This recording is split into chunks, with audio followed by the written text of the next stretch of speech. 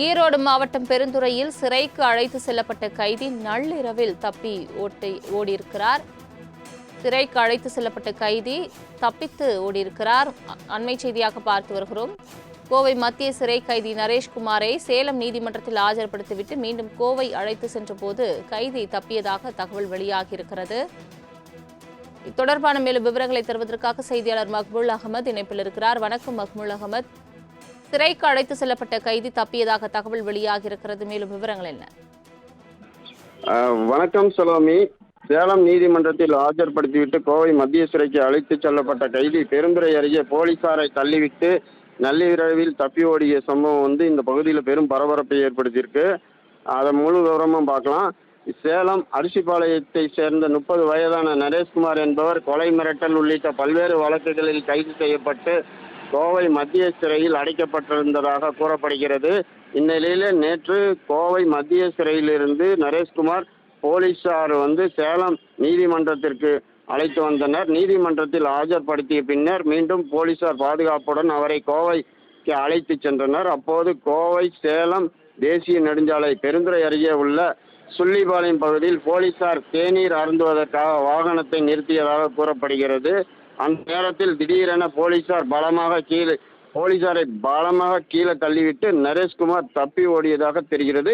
இதில் காவலர் ஒருவர் படுகாயம் அடைஞ்சிருக்காரு. இதனை அடுத்து காவலர் அளித்த புகாரின் பேரில் பெருந்துறை போலீசார் வழக்கு பதிவு செய்து தப்பியோடிய நரேஷ்குமாரை தீவிரமாக தேடிட்டு வராங்க. நள்ளிரவில் போலீசார் பாதுகாப்பில் இருந்த கைதி தப்பியோடிய சம்பவம் பெருந்துறை பகுதியில் ஒரு பரபரப்பை ஏற்படுத்தியிருக்கு சலோமி. ஈரோடு மாவட்டம் பெருந்துறையில் சிறைக்கு அழைத்து செல்லப்பட்ட கைதி நள்ளிரவில் தப்பி ஓடியிருக்கிறார்.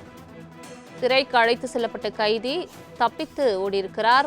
அண்மை செய்தியாக பார்த்து வருகிறோம். கோவை மத்திய சிறை கைதி நரேஷ்குமாரை சேலம் நீதிமன்றத்தில் ஆஜர்படுத்திவிட்டு மீண்டும் கோவை அழைத்து சென்றபோது கைதி தப்பியதாக தகவல் வெளியாகியிருக்கிறது.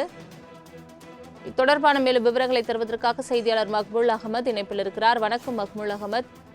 சிறைக்கு அழைத்து செல்லப்பட்ட கைதி தப்பியதாக தகவல் வெளியாகியிருக்கிறது. மேலும் விவரங்கள் என்ன? வணக்கம் சலோமி.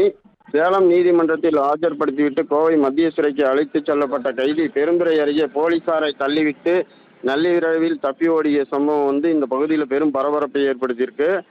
அதை முழு விவரமும் பார்க்கலாம். சேலம் அரிசிபாளையத்தை சேர்ந்த 30 வயதான நரேஷ்குமார் என்பவர் கொலை, மிரட்டல் உள்ளிட்ட பல்வேறு வழக்குகளில் கைது செய்யப்பட்டு கோவை மத்திய சிறையில் அடைக்கப்பட்டிருந்ததாக கூறப்படுகிறது. இந்நிலையில் நேற்று கோவை மத்திய சிறையிலிருந்து நரேஷ்குமார் போலீசார் சேலம் நீதிமன்றத்திற்கு அழைத்து வந்தனர். நீதிமன்றத்தில் ஆஜர்படுத்திய பின்னர் மீண்டும் போலீசார் பாதுகாப்புடன் அவரை கோவைக்கு அழைத்து சென்றனர். அப்போது கோவை சேலம் தேசிய நெடுஞ்சாலை பெருந்துறை அருகே உள்ள சுள்ளிபாளையம் பகுதியில் போலீசார் தேநீர் அருந்துவதற்காக வாகனத்தை நிறுத்தியதாக கூறப்படுகிறது. அந்த நேரத்தில் திடீரென போலீசாரை பலமாக கீழே தள்ளிவிட்டு நரேஷ்குமார் தப்பி ஓடியதாக தெரிகிறது.